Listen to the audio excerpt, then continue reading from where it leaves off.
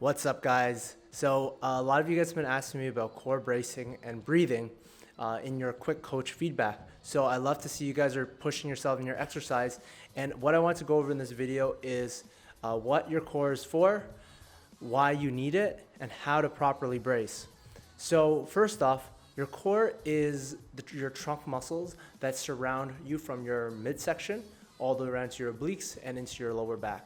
So what it is it joins your upper body and lower body, hence why it's in the middle. So let's just imagine a world where we didn't have core muscles.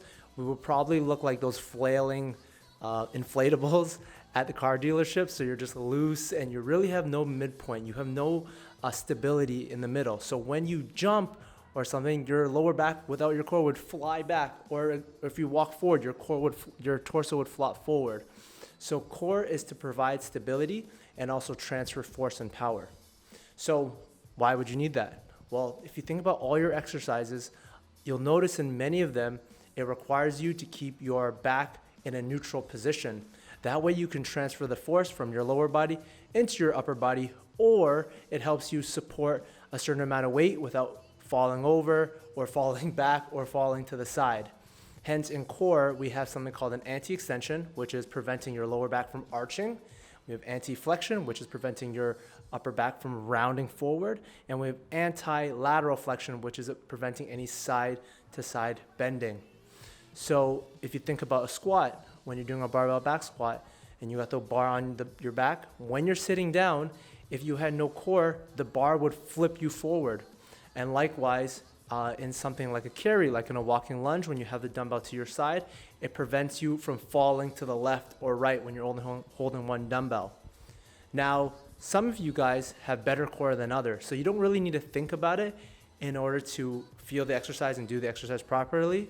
But other of you guys will notice that your core is not as strong, so you'll see more of that instability in your lower back.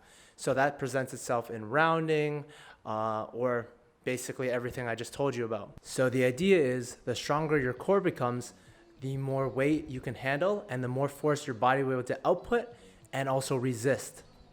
Having a strong core is crucial to preventing injury, and that's the number one thing. So if you prevent injury, you can work out longer. And two, improving your overall performance in not just working out, but in everyday tasks. So what we're gonna do is in a little experiment to see whether you're bracing your core adequately. To feel your core and know if you engage properly, what you're gonna do is you're gonna get 2 fingers and 2 hands. You're gonna push your belly in. And then the objective is to push your fingers apart using your belly. So do you see how I just split my hands a bit further? I didn't move my hands, I'm just squeezing my core. You can actually see how the musculature starts to flex and engage. And no matter where I poke on my belly, it's hard here. It doesn't feel jelly, even though it's kind of bouncing up and down. It is engaged. Now I'm gonna show you how to brace during the exercise. So see how it's squishy here? I'm going to brace down before I even start the movement, and it's firm now. I'm gonna get my legs up in this dead bug, and I'm gonna hold the brace the entire time. My lower back is pretty flush to the ground, not completely, and I'm breathing through this entire movement. So you can see I'm breathing through my belly, in through the nose, out through the nose, or if you're a mouth breather, whatever. Just keep breathing and maintaining that core stiffness.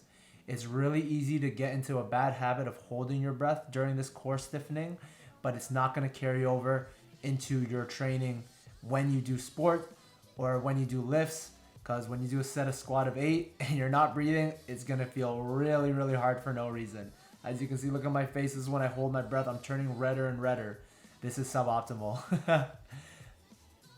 I forgot to record an outro, so I just want to say thank you guys for watching the video. I hope you learned a lot about core engagement.